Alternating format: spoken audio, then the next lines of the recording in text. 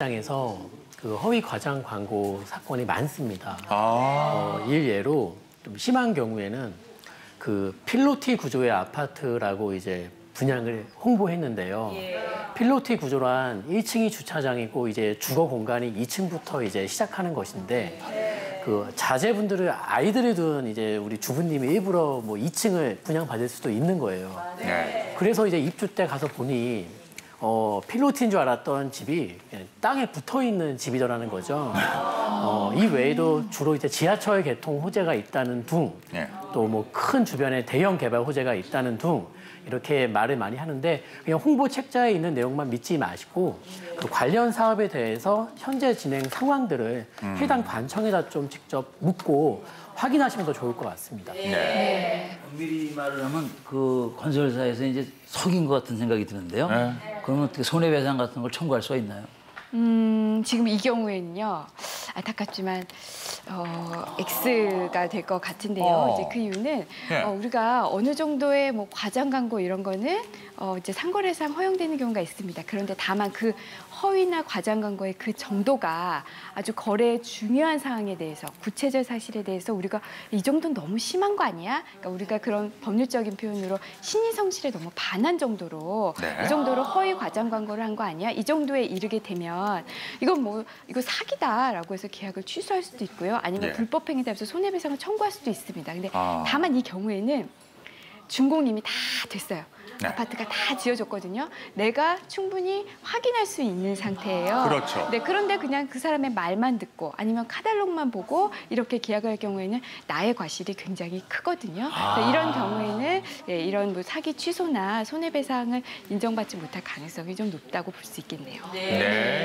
근데 아파트 매매할 때는 주변 입지 조건이 가격에 영향을 미치거든요.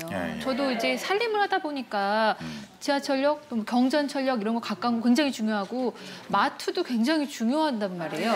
근데 경전철, 대형마트 취소입니다. 이거 문제 아니에요? 말도 안 되는 것 같은데. 사실 아파트를 사는 사람 입장에서 굉장히 중요한 요건이기 때문에 문제가 되죠. 근데 우리가 이렇게 한번 생각을 해보시면 됩니다. 그 분양회사가 자기들이 할 수 있는 것과 할 수 없는 것이 있어요. 예를 들면 아파트 단지 내가 어떤 시설을 하겠다. 혹은 아파트를 어떤 재료를 짓겠다. 이거는 분양회사가 할 수 있는 거기 때문에 만약에 이걸 광고한 것과 다르게 했다. 이건 당연히 책임을 져야 됩니다. 그런데 지금 나온 지하철, 경전철, 대형 마트, 병원 이런 거는 주변 시설이기 때문에 나는 하려고 했는데 그쪽의 사정으로 안 생길 수도 있지 않습니까? 그렇기 때문에 이런 경우는 그 광고를 했는데 그것이 안 됐다고 그래서 바로 분양계약 위반으로 책임을 지는 건 아니에요. 다만 지하철이나 대형마트나 이런 게 아예 얘기된 적도 없어요, 그 동네에서. 근데 마치 있었던 것처럼 정말 거짓말을 한 그런 허위 광고를 했다. 그런 경우라면은 완전히 사기에 해당되기 때문에 계약도 취소할 수 있고 손해배상 책임도 져야 됩니다. 그러니까 규정이 생각보다 촘촘하게 돼 있네요. 좀 까다롭게 돼 있네요. 그래서 뭐 역세권에서 걸어서 3분 거리. 그런데 실제로 갔더니 안 보여요. 뭐 이렇게 그러니까 이렇게 이제 지나치게 이제 우리 그 신의성실에 벗어날 때에만 문제가 되는 거군요. 그럼 이제 아파트 분양받을 때 잘 그걸 봐야 된대요. 어떤 점을 좀 주의해야 될까요? 네, 신규 아파트를 분양받으실 때는 몇 가지 뭐 주의사항이 있겠는데요. 첫 번째는 그 입주 시기가 기반 시설이 잘 갖춰질 수가 없죠. 이 신도시 같은 경우에는요. 그래서 상가나 학교 등의 어떤 기반 시설이 부족한 그런 지역들이 있기 때문에 입주를 바로 하실 건지 아니면 전세를 한번 주고서 후에 입주하실 건지 한번 거주 시점을 정확히 한번 잡아보시고요. 두 번째로는 이제 공사 지연이 됨으로써 이 사업이 많이 지연되는 그런 경우가 있고요. 이렇게 지연됐을 경우에는 각종의 분쟁에 또 이제 휘말리게 됩니다. 이 부분도 한번 공사가 잘 진행되고 있는지 여부를 한번 따져보실 필요가 있겠습니다.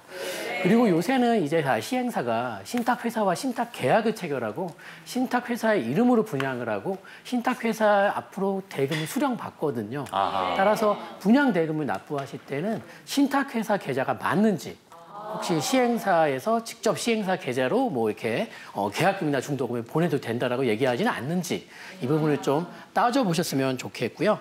그리고 혹시 미분양 아파트의 경우에는 이렇게 좀 비공개적으로 할인 분양하는 경우가 있는데요. 원 금액을 다 주고 사신 우리 기존 분양자분들과 입주 시점에 여러 가지 또 분쟁에 또 이게 휘말리는 경우가 있습니다. 따라서 그 부분도 한번 짚어보시고 분양 받으신다면은 좀 더 안전하지 않을까 싶습니다.